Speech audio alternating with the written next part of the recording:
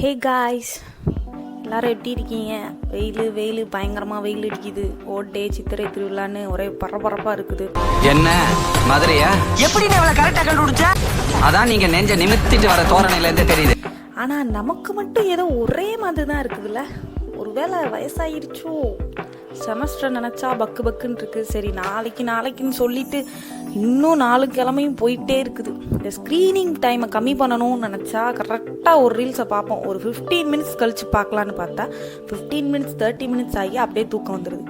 காலையில் படிக்கலான்னு நினச்சா அலாரம் அடிக்காமல் சதி பண்ணிடுது. என்னடா வாழ்க்கை அப்படின்னு அப்படியே லேட்டாக எழுந்திரிச்சா அவசர அவசரமாக கிளம்ப வேண்டியதாகவும் இருக்குது. இந்த எபிசோட்குள்ளே போகிறதுக்கு முன்னாடி ஒரு புக் சஜஸ்ட் பண்ணணும்னு நினச்சேன். All rights reserved for you அப்படின்னு ஒரு புக்கு சுதீப் நஹாக்கர்னு ஒரு இந்தியன் ஆத்தர் எழுதியிருப்பாங்க. டைம் இருந்தால் ரீட் பண்ணி பாருங்கள். இந்த புக்கில் அவரோட லவ் ஸ்டோரியை சொல்லியிருப்பாரு. ரொமான்டிக் நாவல் படிக்க பிடிக்கும்னு சொல்கிறவங்க ரீட் பண்ணி பாருங்கள். ஒரு மெலோடியஸான சாங் மாதிரி இருக்கும், சூப்பராக இருக்கும். ரீட் பண்ணி பாருங்கள்.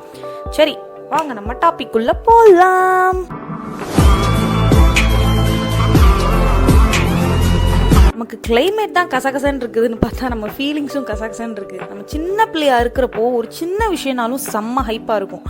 எப்போ எடுத்த படங்கள்லாம் பார்த்தாலும் ஜாலியாக புதுசாக இருக்கும். ஆனால் இப்போ எத்தனை புது வகையாக ஜேர்னலில் எடுத்தாலும் பெருசாக ஒன்றும் அழுத்தமாக இருக்க மாட்டேங்குது. இது என்னடா படம் எடுக்கிற டைரக்டர் பிரச்சனையா இல்லை நம்ம பிரச்சனையா அப்படின்னே தெரில. புதுசாக வர்ற மூவியை விட ரீரிலீஸ்க்கு அவ்வளோ ஹைப் ஆகுது. அதுவும் ஒரு மாதிரி ஜாலியாக தானே இருக்குது. நீங்களும் அப்படி நினைச்சீங்க இல்லையா? ஆமாம் சார். அப்போ நானும் அந்த மாதிரி நினைச்சதுல தப்பு இல்லையே.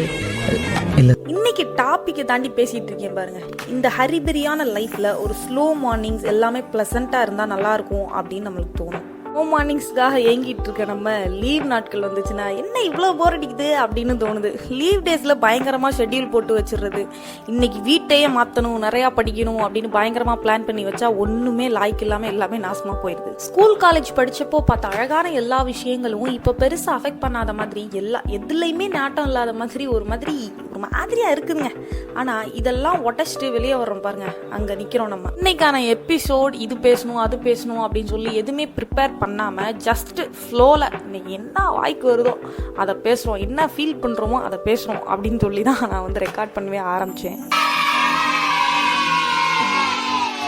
நம்மளை சுற்றி இன்னும் அழகான விஷயங்கள் நிறைய இருக்குது. ஆனால் நம்ம அதை மிஸ் பண்ணிகிட்டு இருக்கோம். பிகாஸ் நம்ம அந்த இதை மிஸ் பண்ணிவிட்டு நம்ம அதுக்கு பதிலாக ரொம்ப ஓவர் திங்க் பண்ணிவிட்டு அதை பற்றி நினச்சிட்டு நம்மளுக்கு இம்பார்ட்டன்ஸ் கொடுக்காத ஒரு விஷயத்தை பிடிச்சிட்டு நம்ம தொங்கிட்டு இருக்கோம். ஆனால் நம்மளை நிறைய பேர் இம்பார்ட்டண்ட்டாக நம்மளை வச்சுருக்காங்க. அதை நம்ம வந்து பார்க்கணும், கண்டிப்பாக பார்க்கணும். அதை நான் வந்து ரீசன்ட் டேஸில் ரொம்பவே நிறையா நான் வந்து ஃபீல் பண்ண ஆரம்பித்தேன். காலேஜ் சேர்றப்ப நான் என் ஃப்ரெண்ட்ஸ்டெல்லாம் சொன்னது, நான் இந்த காலேஜ்லாம் மிஸ் பண்ண மாட்டேன், எனக்கு பெருசாக எதுவும் ஃபீலிங்ஸ் இல்லை, அந்த மாதிரி தான் சொல்லிட்டு இருந்தேன். ஆனால் இந்த காலேஜ் இன்னும் 1 வருஷம் தான் இருக்கு, முடிய போகுது அப்படின்னு நினைக்கிறப்போ லைட்டா நம்மளுக்கே ஒரு மாதிரி கஷ்டமா இருக்கு. என்னடா அது, நம்ம ஃப்ரெண்ட்ஸ் எல்லாம் விட்டுட்டு போறோம் அந்த மாதிரி. 7 வயசாச்சு இன்னுமா உனக்கு இந்த ஃபீலிங் அப்படின்னு கேட்பீங்க. ஆனா உண்மையிலேயே சொல்றேன், அந்த ஒரு டைம் வரப்போ நம்மளுக்கே ஒரு மாதிரி லைட்டா ஃபீல் ஆகுது. ஆமா இல்ல, நம்ம எல்லாம் இன்னும் 1 வருஷம் தான் இருக்க போறோம். நம்ம பண்ண சேட்டைகள் என்னதான் கேர்ள்ஸ் காலேஜ்ல படிச்சாலும் அந்த ஒரு ஃபன் இருக்கும். கேர்ள்ஸ் காலேஜ்ல படிச்சாலும் அந்த ஒரு கரெக்டான ஒரு ஃபன்லாம் இருக்கும். அதெல்லாம் மிஸ் பண்ண போறோம்னு நினைக்கிறப்போ கொஞ்சம் கஷ்டமா தான் இருக்கு. வாழ்க்கையில ஜஸ்ட் கோ வித் ஃப்ளோ, அவ்வளோதான். எதையுமே வந்து ஓவர் திங்க் பண்ணாதீங்க. நமக்கு நடக்க வேண்டியது கண்டிப்பா ஒரு நாள் நடந்தே ஆகும். அதுக்கான ஹார்ட் ஒர்க் பண்ணுங்க. நம்ம போக வேண்டிய பாதையை வந்து சொல்லிக்கிட்டே இருங்க. யூனிவர்ஸ் அதை கேட்டுகிட்டே இருக்கும். என்னைக்கா இருந்தாலும் நம்ம அந்த இடத்துக்கு போவோம். அதுக்கு யூனிவர்ஸும் ஹெல்ப் பண்ணும். ஸோ நீங்கள் எதை பற்றியும் ஓவர் திங்க் பண்ணாமல் ஜஸ்ட் உங்களுக்கு என்ன ஆகணும் அப்படின்னு நீங்கள் நினைக்கிறீங்களோ அதை நோக்கி போயிட்டே இருங்க. ஊடால எந்த தடங்கள் வந்தாலும் அதை பெருசாக கண்டுக்காதீங்க. மோஸ்ட்லி பெருசாக எதையுமே வந்து எந்த ஒரு விஷயத்தையுமே பெருசாக ஆக்காதவங்க தான் நிறைய இடத்துல சாதிச்ச மாதிரி இருக்குது. ஸோ நம்மளும் வந்து எந்த ஒரு விஷயங்களையும் பெருசாக எடுக்காமல் நம்ம ஃப்ளோவில் போயிட்டே இருப்போம். அவ்வளோதான். இதுதான் வந்து இன்னைக்கான எபிசோடே.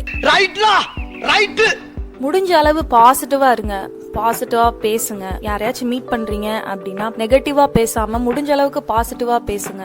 நீங்க என்னென்னலாம் நல்ல விஷயங்கள் பண்ணீங்க பாஸ்ட்ல, என்னென்னலாம் விஷயங்கள் வந்து நீங்க பண்ண போறீங்க, அந்த மாதிரி விஷயங்களை நீங்க வந்து ஷேர் பண்ணலாம். நெகட்டிவிட்டியை பேசிட்டே இருந்தோம்னா நெகட்டிவ் வைப் தான் வந்து ஸ்ப்ரெட் ஆகும். ஸோ பாசிட்டிவா இருங்க, முடிஞ்ச அளவுக்கு பாசிட்டிவா இருங்க. அவ்வளோதான். இதுதான் வந்து நம்ம தப்பிக்கிறதுக்கான வழி. நம்ம எந்த ஸ்ட்ரகிள் நமக்கு எதுனாலும் வந்தாலும் நம்ம அதுலேருந்து தப்பிக்கிறதுக்கான ஒரே வழி பி பாசிட்டிவ், டேக் இட் ஈஸியாக எடுத்துக்கோங்க எதுனாலுமே. அடுத்த எபிசோடில் உங்களை நான் மீட் பண்ணுறேன். இதுவரை இந்த எபிசோடை கேட்டுக்கொண்டிருந்த அனைத்து உள்ளங்களுக்கும் நன்றிகள் மற்றும் லவ் யூ ஆல். தொடர்ந்து பேசலாம். Stay tune. நான் உங்க சீனி மிட்டாய்.